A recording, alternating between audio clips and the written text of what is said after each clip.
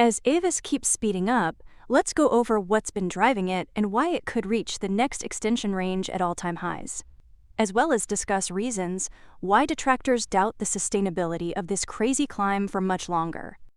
The rally began with external conditions from a TSA staffing crisis that caused massive airport delays, pushing many travelers to abandon flights and opt for road trips. This temporarily boosted demand for rental cars, benefiting Avis as a rental car business. At the same time, the stock had already attracted heavy skepticism from investors, with nearly half of its tradable shares sold short due to concerns about weak financials, including a nearly $1 billion annual loss, high debt, and slowing revenue growth. The real catalyst came from hedge fund activity, particularly Pentwater Capital Management, which accumulated shares and exercised large volumes of call options. This reduced the number of shares available for trading or float in an already tightly held stock dominated by major investors like SRS Investment Management. With fewer shares available, short sellers found it increasingly difficult and expensive to maintain their positions. As the stock price began rising, short sellers were forced to buy back shares to limit losses, triggering a classic short squeeze. This created a feedback loop where buying pressure drove prices even higher.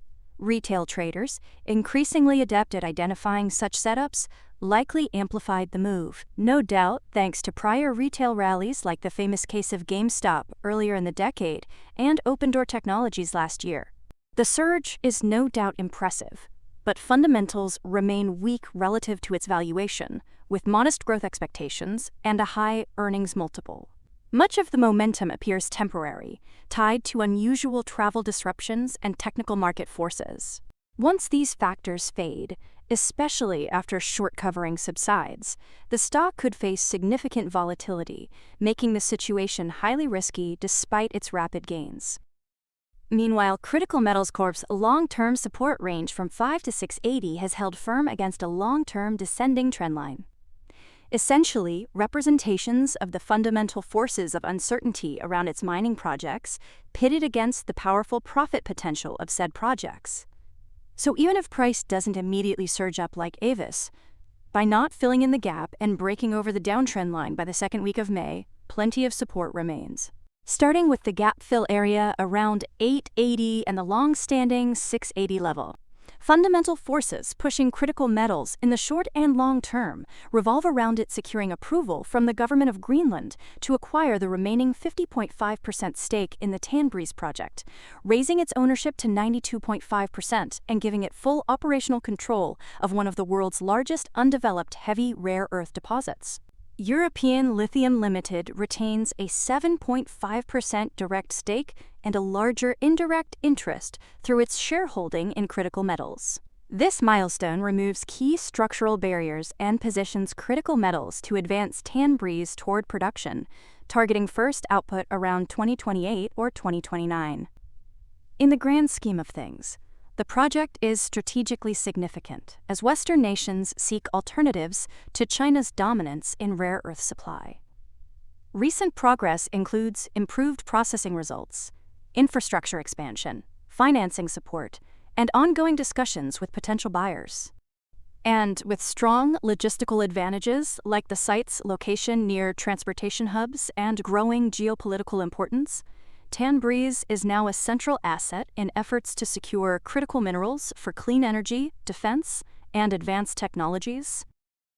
As for Figma, it's more or less kept the slide alive since its IPO last year. And without a major bullish catalyst popping up out of nowhere to keep this range going, the break under 20 towards new lows is a done deal.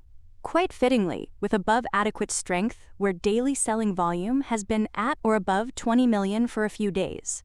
This bearish barrage sustained the longer-term downtrend, mainly because the biggest concern for Figma is intensifying AI competition from major players like Anthropic and Google, which are developing tools that could replicate or undercut Figma's core functionality, sometimes for free. This feeds into broader fears that advanced AI could commoditize interface design software altogether. Shorter-term spikes in selling were brought about by governance concerns that surfaced with the resignation of a key board member tied to Anthropic amid competitive tensions. Financially, profitability remains unclear, and prior losses alongside stock-based compensation have hurt sentiment. External pressures also emerged from the broader SaaS sell-off and post-lockup share supply. But to be fair, let's look at a bullish perspective too. Because customer retention is exceptionally strong, showing deeper adoption across teams beyond designers, which strengthens its position as a central collaboration platform. Figma is also leaning into AI rather than being disrupted by it, rolling out tools like AI-assisted design and integrations with models from OpenAI and Google. These features are driving engagement and could expand revenue per user. Stepping over to Strive now, which is making big strides, raising optimism to cross the 15 threshold by May, powered by it raising the dividend on its preferred stock to 13%, while it slightly increased its Bitcoin holdings to about 13,768 BTC, now ranking just ahead of Hut 8 among public corporate holders. The move highlights Strive's strategy of pairing Bitcoin accumulation with a high-yield income product designed to attract investors seeking both crypto exposure and steady returns. It projects its current balance sheet could sustain these dividend payments for nearly 2 decades at current Bitcoin prices, reinforcing its positioning as a structured finance vehicle built around digital assets. The broader significance lies in how Strive is differentiating itself from other Bitcoin treasury firms. By emphasizing preferred equity rather than relying heavily on debt or common stock dilution.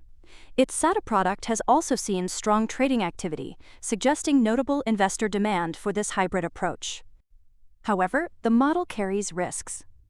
Strive's financial performance has been volatile, including large losses tied primarily to Bitcoin price declines. Its ability to maintain dividends and balance sheet stability is closely linked to crypto market conditions, making projections sensitive to price swings. So, while it presents a compelling yield, its long-term success depends on Bitcoin's stability and continued investor appetite for this structured exposure.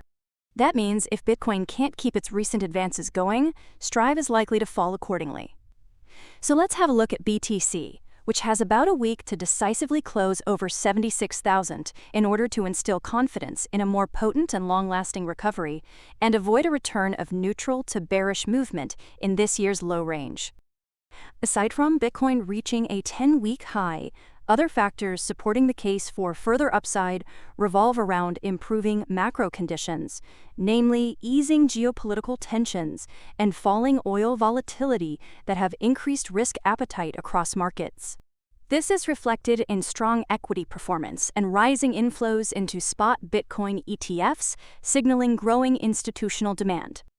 Optimism about jumping into the 80,000s in the coming weeks is also spurred on by structural changes around BTC ETF adoption and its broader acceptance in traditional finance that may also reduce downside severity compared to past cycles.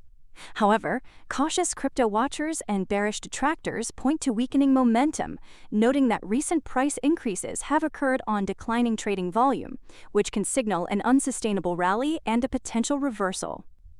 From a longer-term perspective, historical patterns suggest Bitcoin bear markets typically take over a year to fully bottom, while the current cycle may still be relatively early, raising the possibility of further downside. Macro uncertainty also remains a threat, as temporary geopolitical calm could reverse quickly, reducing investor confidence. Additionally, Bitcoin's price is still highly sensitive to shifts in liquidity and sentiment, meaning inflows can just as easily turn into outflows. While institutional involvement may cushion extreme declines, it does not eliminate volatility or guarantee a sustained uptrend.